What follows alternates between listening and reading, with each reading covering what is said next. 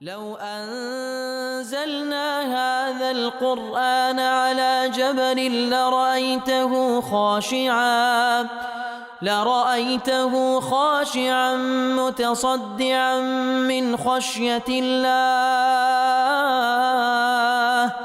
وتلك الأمثال نضربها للناس لعلهم يتفكرون. الحمد لله والصلاة والسلام على رسول الله وعلى آله وصحبه ومن والاه. السلام عليكم ورحمة الله. برزا خوش حالم لواني 298 لواني كاين تفسير القرآن بيروز بيم وخزمتان وبست رزامندي خواهي قول وهيوادان ايوي عزيز سودي لور بقرن. أعوذ بالله من الشيطان الرجيم. بسم الله الرحمن الرحيم. وإذ أخذ الله ميثاق الذين أوتوا الكتاب لتبيننه للناس ولا تكتمونه فنبذوه وراء ظهورهم واشتروا به ثمنا قليلا فبئس ما يشترون. بل أخوي قول سبحانه وتعالى دفنمي وإذ أخذ الله ميثاق الذين أوتوا الكتاب، أي اذكر إذ أخذ الله باسبك يا رسول الله صلى الله عليه وسلم كاتك الله سبحانه وتعالى عهد بيمان ورقلوانيك وأوتوا الكتابة أوانيك وكتابي خواي قوريان بيغيان درايا خد بيغيشتيا لتبيننه للناس ولا تكتمونه. خواي قور عهد بيماني لعلماء أهل كتاب ورقرتيا خد لو زانانيك وعلمي كتابيا بيغيشتيا عهد بيمانك لتبيننه للناس ولا تكتمونه. بيويستا أو علمي خواي قور بيان بكن ميشارنوا فنبذوه وراء ظهورهم بلام أوان فنبذوه أي طرحوه فرياندا لبوتشندر فرياندا وراء ظهورهم لبشت خويان فريدا واشتروا به ثمنا قليلا بثمنه شي كم غوريانوا فبئس ما يشترون خرابترين آلو غورك أوان ديكن. والأخوة وسان ديارا ئەگەرچی ئەوە دەربارەی ئەهلی کتابە بەڵام وەکو زانایاندا فەرموون ئەوە لەسەر هەموو کەسێکە ئەوانەی کەوا علمی خوای گەورە علمی کتێبی خوای گەورە ئەوجا سەواءن لە ئەهلی کتاب وەکو تەورات و ئینجیل و یاخود لە قورئانی پیرۆز کەوا پێیان گەیشتە خوای گەورە عەهد و پەیمانی لەگەڵ کردینە خوای گەورە عەهد و پەیمانی لەگەڵ عولەما کردیە لەتبەیننه للناس ولا تكتمونه. پێویستە ئەو علمەی کە پێتان لەبۆ خەڵکی دیاری بکەن نەیشارنەوە ولا تكتمونه فنبذوه وراء ظهورهم. کەواتە لەسەر هەموو کەسێک پێویستە هەر شتێکی زانی لە دینی خوا پێویستە بەیانی بکە و نەیشاریتەوە پێویستە بەیانی بکە و نەیشاریتەوە. فنبذوه وراء ظهورهم بەڵام ئەوان هەستان فڕێیاندا فنبذوه کەواتە وەکو شتێکەوە قیمەتی نەبی لەلایەن فڕێیاندا نەک فڕێیاندا لە بۆ پێشە خۆشیان کەوا ڕۆژێک لە ڕۆژان هەڵی بگرنەوە وەکو لە بۆ دوای خۆیان وراء ظهورهم لە پشتە خۆیان فڕێیاندا واشتروا به ثمنا قليلا بە شتێکی کەم گۆڕیانەوە کە وەکو زیاتر عولەمای ئەهلی کتاب بەوەی گۆڕیانە وەکو زانایان دەفەرموون ئەگەر بێت و ئەعترافیان بە پێغەمبەری مە بکرد بە صلی الله عليه وسلم ئەو مەکانەتەی کە لەناو قەوم و ئەهلی دینی خۆیان هەیان بوو باعتیبارەوەی عولەمانە ئەو مەکانەتەی لە دەست دەدەن ئەوان واتەی گەیشتن ئیتر ئەویان گۆڕیەوە بەوەی کەوا علمی خوا بەیان بکەن با بڵێن ئەو علمەی کە لەلایەن بەتایبەتی بەرامبەر بە پێغەمبەری مە صلی الله علیه وسلم کە ئەوە ئەو پێغەمبەرە چاوەڕوان کراوەیە کەوا موژدەی پێدرایە لە کتێبەکانی ئەوان ئیتر ئەوەیان شاردەوە بەیانیان نەکرد بەڵکو گۆڕیانەوە بە شتێکی کەمی دنیا کە بریتوو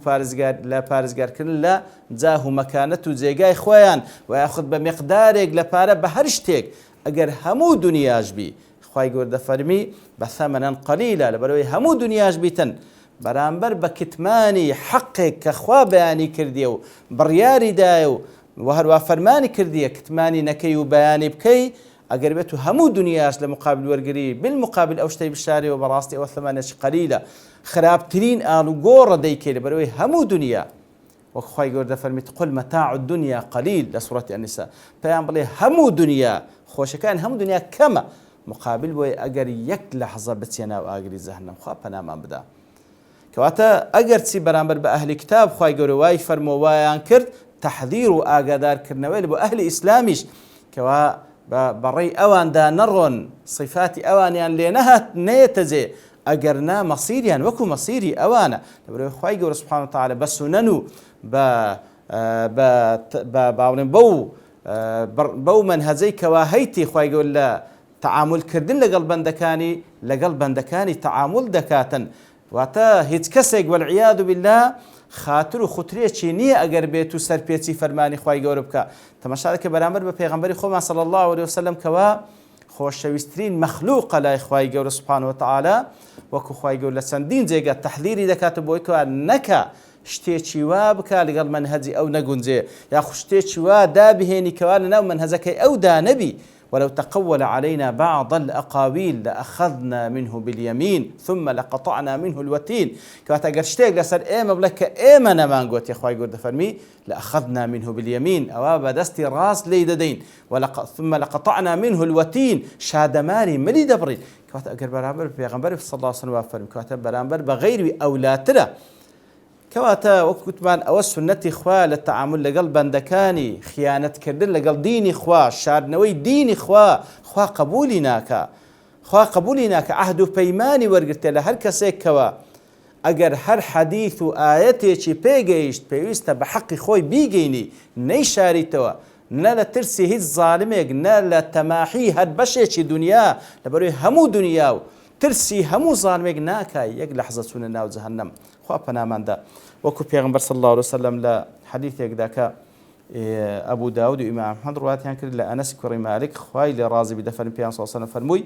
من سئل عن علم يعلمه فكتمه هر کەسێک پرسیاری لێ بکرێ دەربارەی شتێک کەوا دەیزانی بەڵام کتمانی کرد و باسی نەکرد ئەلجەمەه الله بلجام من نار يوم القيامة خوای گەورە سبحانه وتعالى ڕۆژی قیامەت لە غاوێکی لە ئاگری لە دەوی دەکاتن خوا پەنامان بدە. لا تحسبن الذين يفرحون بما أتوا ويحبون أن يحمدوا بما لم يفعلوا فلا تحسبنهم بمفازة من العذاب ولهم عذاب أليم. خوای گەورە دەفەرمی وا تێمەگەن ئەوانەی کەوا يفرحون بما أتوا ئەوانەی کەوا دڵیان خۆشە و بەتڕان دەبن بەوەی کە کردیتیان ويحبون أن يحمدوا بما لم يفعلوا وبيان خوشة سباسيان بكري لسر شتيك كوا نيان كرديا فلا تحسبنهم بمفازة من العذاب واتي مغن أوانا نزاتيان دبي لآقر نزاتيان دبي لا عذاب ولهم عذاب أليم بلكو أنا عذابش بإيش وآزاريان هي دي هذا سبب نزولي أو آتا دو سبب نزول بازكري إيشيان دەربارەی ئەهلی کتابە وەکو بوخاری مسلم دەجێڕنەوە لە عەلقەمەی کوڕی وەقاس دەفەرمی مەڕوان بە بەوابەکەی خۆی گوت واتە ئەو کەسەی کەوا وەکو بڵێ حەرەسیتی لە پێش دەرگاکەی ڕادەوەستی دەڵێ گوتی بڕۆ لای ئیبن عەباس خوای گەورە لە خۆی بابی ڕازیبی پێی بڵێ لئن كان كل امرئ فرح بما أوتي ئەگەر بێت هەموو کەسێک ئەوەی کەوا کردیتی دڵی پێخۆش بی لە کاری چاک وأحب أن يحمد بما لم يفعل وحروها پێی خۆش بوو کەوا سوپاسی بکرێ بە شتێک ئەگەر نەشی کردبی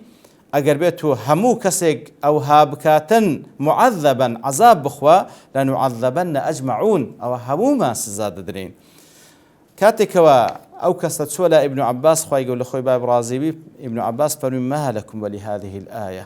وچ علاقەتان بەو ئاەتە هەیە إنما أنزلت هذه الآية في أهل الكتاب ئەو ئاەتە دەربارەی ئەهلی کتاب دابەزیە.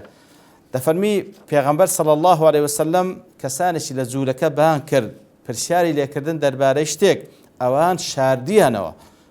شاردیانەوە علمیان پێ هەبوو بۆ شتێک کە پێغەمبەر صلی الله عليه وسلم پرسیار لێکردن بەڵام شاردیانەوە وأخبروه بغيره وهروها نكر أو حقيان شاردوا بغير أوش ولا بيغمبريان داوى صلى الله عليه وسلم وقد أروه أنهم قد أخبروه بما سألهم عنه واشيان نشان ذاك واتا ونشاندا كوا أو برسيارك أو لياني كردي بيان صلى الله عليه وسلم أوان ولاميان دايتوا إتر أزدفن فاستحمدوا بذلك إليه بما أخبروه عنه فيما سألهم حتى داوان كركوا بيان صلى الله عليه وسلم سباسيان بكال السلوي كوا أوان ولامي بيغمبريان دايتوا صلى الله عليه وسلم وفرحوا بما أوتوا من كتمانهم ضلشيان خوش ببوي أو حقيقة شارديتيانوا وفرحوا بما أوتوا من كتمانهم إياه ما سألهم عنه ضليان خوش بو بوي كأوشتيان شارديتو كبيغم صلى الله عليه وسلم لياني داوا كربو أو جاء ابن عباس خوي يقول لخوي باب راز أو آتخين دو إذ أخذ الله ميثاق الذين أوتوا الكتاب إلى آخره ولا تحسبن الذين يفرحون بما أتوا حتى أو آتخين دو أو بابلين درباري أهل كتاب لا سبب نزولش كدرباري منافقانا دفرمي عين بخاري مسلم رواتيان كأبي سعيد الخدري دجرته خوالد رازيبي دفرمي إن رجال من المنافقين على عهد رسول الله صلى الله عليه وسلم كانوا إذا خرج رسول الله صلى الله عليه وسلم إلى الغزو تخلفوا عنه بيا كسانك لمنافقين كاتك وبيا صلى الله عليه وسلم دردسوا لبو غزا أو كسان لمنافقين بقر بيغمبر ندكوتن صلى الله عليه وسلم بلكو تخلفوا عنه دمانوا وفرحوا بمقعدهم خلاف رسول الله صلى الله عليه وسلم ودل الشيان خوز بكوا لقال بيغمبرنا رويشتين صلى الله عليه وسلم فإذا قدم رسول الله صلى الله عليه وسلم كاتك وبيا صلى الله عليه وسلم دقراوة يعتذروا إليه وحلفوا يتر اعتذاريان دخواز لبو بيان صلى الله عليه وسلم سوين ديان دخوار بدرو وأحبوا وبيان خوش بو أن يحمدوا بما لم يفعلوا بيان خوش بو حمد السلام بكري وسباسشان بكري بشتك كوانيان كرديا يتر درباري أوان دابزي لا تحسبن الذين يفرحون بما أتوا ويحبون أن يحمدوا بما لم يفعلوا كواتا درباري أهل كتاب كوابو شوي معلومات عند الشهر دولة پیغمبر صلى الله عليه وسلم او جدول شان خوش بو کاری که کردیتان پیش شان خوش بو سپاسیان بکرد استشتک کنایان کردیا ایتر اوانه نزات یا نابل عذاب و هروها درباره منافقین كوا وكو أبي سعيد الخدري خوایل رب دفرمي اوان كبا باش دكوتن لبيان صلى الله عليه وسلم لقالي ندسون لبو غزو اوزا كدهاتوا عذريان بدرو لو دهنا وسوينديان بدرو دخوان وبيشيان خوش بو سپاسيان بكري استشتك كنايان كرديا عيني لسر اوان جيبه زيدبي برام لقال اوش وكو لتفسير قاسمي هاتي ضلي هذه الآية وإن كانت محمولة على الكفار أجر أو آتا لسر كافر كان الزيبة زيبي لأهل كتاب ولمنافقين ففيها ترهيب للمؤمنين عما ذم عليه أهلها من الإصرار على القبائح والفرح بها ومحبة المدح بما عرى عنه من الفضائل بلام ترساندنا لبو إيمان دارانيش لسر أوي كوا أوانيك آقادار بن أوش تناشرينانيك ديكنو ضليشيان بي خوشا وبيشيان خوشا سباسيان بكري لسر شتيك لتساكا كنايان كرديك واتا اگر ایمانداری او صفتی لیبت جه بۆی کەواشتێکی قبیح بکا و ناشرین بکا پێشی خۆش بی ئەو شتەی کردیە و پێشی خۆش بی بۆی کەوا سوپاسی بکرێت لەسەر شتێکی چاک کەوا نەیکردیە لەسەر ئەویش جێبەجێ دەبی ويدخل في ذلك المراؤون المتكثرون بما لم يعطوا دەڵێ لەناو ئەوانەش کە لەسەریان جێبەجێ دەبی ئەوانەی کەوا ڕیایی دەکەن ئەوانەی کەوا هەوڵ دەدەن شتێک نیشان بدەن کەوا تێیان دانیە هەروەکو لە حەدیثی لا دو حديث دين تولسر أو بابته يتشان إمام مسلم روات كلا ثابت كر الضحاك دجرته دفرمي بيان صلى الله عليه وسلم فرموي من ادعى دعوى كاذبة ليتكثر بها هر كسا ادعى اشتيك بكا كوا هيتي لبيش تساوي خلشي خوي بي دولة مد نشان بدا أوزا بعلم بپارا بهر شتيك كوا نيتي لم يزيده الله إلا قلة خواهي قول سبحانه وتعالى چی لێ زیاد دەکە ئێرە کەمی لێ زیاد دەکا کەواتە هەر کەسێک نیتی بەڵام حەزی لێ خۆی لە پێشساوی خەڵکی بەدیار بێخیکەوە زۆر دەوڵەمەندە خوای گەور هەر لی کەم دەکاتەوە هەر کەسێک خۆی وا نیشان بدە کەوا عالیمی ژنیە خۆی وا نیشان دەداتن کە عالیم خوای گەور ئیلا ئەوەی کە هەیتیشی لێ کەم دەکاتەوە لەو عیلمەی لە حەدیثێش کە ئیمام بوخاری و ئیمام مسلم و هەروەها ئەبوو داوود و الترمذي رواية كده أسماء كتي أبي بكر خواي قول لي رازيبي تفرمي قالت امرأة يا رسول الله أفرتك هات خزمت بين صلى الله عليه وسلم فرمي يا رسول الله إن لي ضرة أمن هويكم هي فهل علي جناح إن تشبعت لها من زوجي بما لم يعطني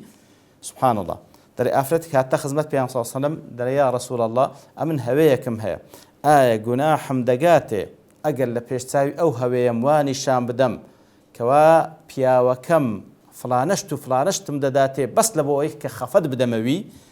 کەواتە بە درۆش یعنی فعلا پیاوەکە ئەو شتانە ناداتەوی یاخود پیاوەکە ئەو مخاتر و خوترێوی ناگری بەڵام مجەڕەد لە بۆ ئەوەی کەوا هەوەیەکەی وەکو بڵێ خەفەتی بداتێ دەڵێ پیاوەکەم ئەوهای لە بۆ من کردیە طبعا پیاوی هەردووشیان مشتەرەکە لە بەرەوەی هەوەی یەکنەوانە گوناحم دەگاتێ لە پێشچاوی هەوەیەکەم وا بڵێم فقال رسول الله صلى الله عليه وسلم المتشبع بما لم يعط كلابس ثوبي زور فرمووی ئەو کەسەی کە خۆی وانیشان بدا لە شتێک تێرە و واش نییە کەلابیثی ثەوبەی زوور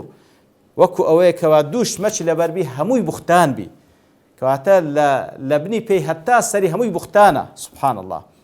ئەوەی کە شتێک وانیشان بدا لە شتێک تێرە واش نییە شتێکی هەیە کەنیتی وەکو ئەوەیە کەوا دووشمەک کەلابیسی ثەوبەی دووشمەک لەبەر بکە هەردووشی هەمووی درۆبی هەمووی بوختان بی سبحان الله کەواتە بەڕاستی وەکوی قاسمی ڕەحمەتی خوای لێبی دەفەرمی ئەو ئاەتە کە لەسەر ئەهلی کتاب و هەروەها لەسەر منافقین جێبەدە و لەسەر ئیماندارانیش ئەوەی کەوا پێی خۆشە ئەو قەباحەتەی کە دەیکا شتێکی ناڕێک کە دەکا وە دڵیشی پێخۆشە کە ئەسڵ وایە ئیماندار ئەگەر قەباحەتە و شتێکی ناشرین کرد پێ خەفەتبار بیوتەوە بۆ ئیستیغفار لێ بکە کەواتە هەر ئیماندارێک قەباحەتێک دەکا و دڵیش پێخۆشە و پێشی خۆشە خەڵک سوپاسی بکەن لەسەر شتێک کە نەیکردیە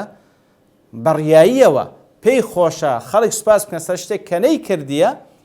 ئەوە لەسەر ئەویش جێبەجێ دەبێتن و وەکو ئەو دوو حەدیثەی کە هێنایەوە ئیتر لە خوای گەورە دەپاڕێنەوە خوای گەورە ئیخلاسمان پێ بەخشی